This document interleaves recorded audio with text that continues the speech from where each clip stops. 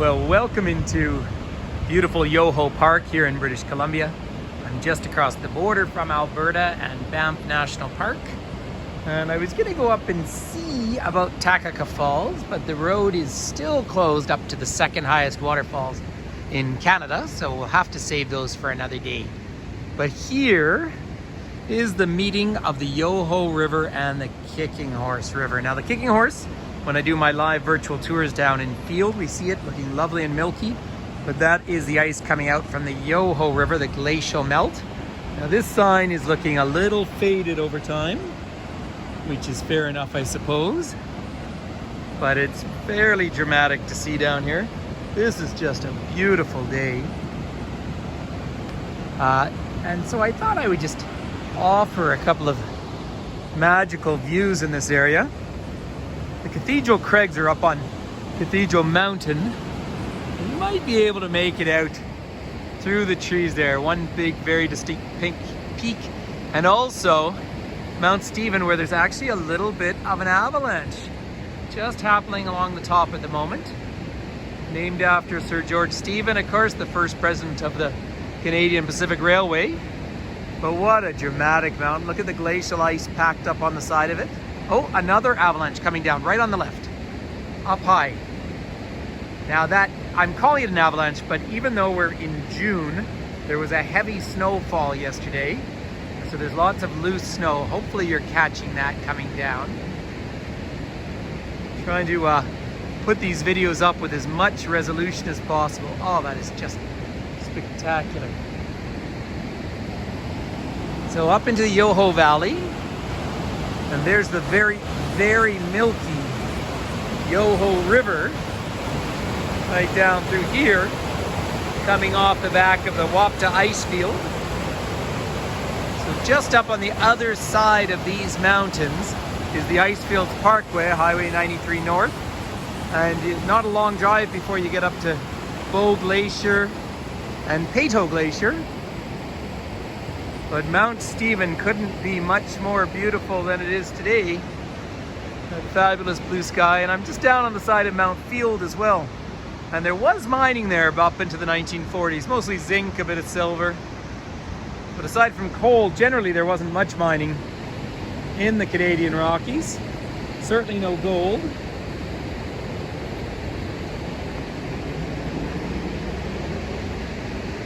So it's not that clear. But there is a bit of a trail down here, so why don't we take the trail down together, everyone? Little picnic area. I do have the bear spray in the car. I didn't take it out with me, but this is 100% bear country. I just want to come down to the meeting of the waters. Honestly, you could spend a lifetime just exploring these little trails. It's just that, of course, the snowy season is very long. I think the road to Takaka is still not open and it's June. That's a bit of our reality. And the Kicking Horse picks up all that water out of the Yoho, and then that drains into the Columbia River down at Golden in the Rocky Mountain Trench. So hence British Columbia. Columbia spelt with a U. So here is, now look at all the driftwood that's come down over time. This is, I have to say, pretty spectacular. I haven't been back here in a long time, and I'm so happy to be here. All this driftwood that's brought down. And I don't want to fall in the water because it's very, very cold, as it was a glacier that melted just a little while ago. But there is Cathedral Mountain. It's funny to play favorites, but I have to put that pretty high on my list of one of my favorite mountains in the area. So the main road, so I just drive a few kilometers out, I get back to the Trans-Canada Highway. I'm heading back up towards Lake Louise and Banff. It'll take me about an hour, hour 10 or so to get to Banff from here. And there is the Kicking Horse coming down the mighty Kicking Horse Valley. As a consequence, just further down this valley are the spiral tunnels, because when they built the trains in the 1880s, the gradient was over 4%, too steep for a train of any sort of volume. And so by 1906, they built a giant figure-8 system of tunnels. And somewhere on my Facebook, I think I have a video of a train going through it. Toomey travel. Somewhere out there. I'm just going to make my way across to this other big rock here. There we go. So this is when on all of my live virtual tours, I talk about the freeze and thaw of the volume of water.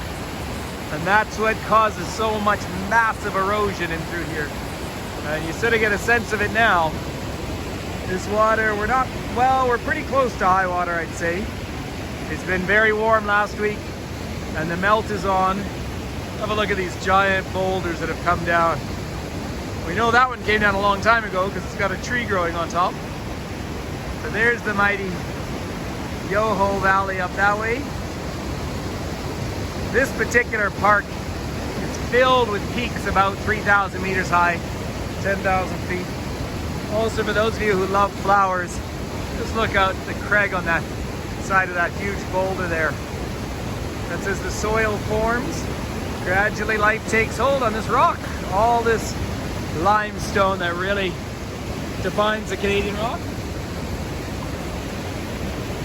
So, I'll just spin around and say hi to everyone, and the view with magnificent Cathedral Mountain behind me.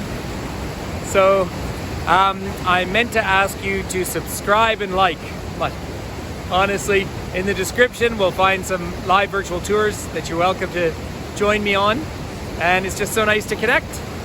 And welcome to the wilds of the Canadian Rockies, ladies and gentlemen.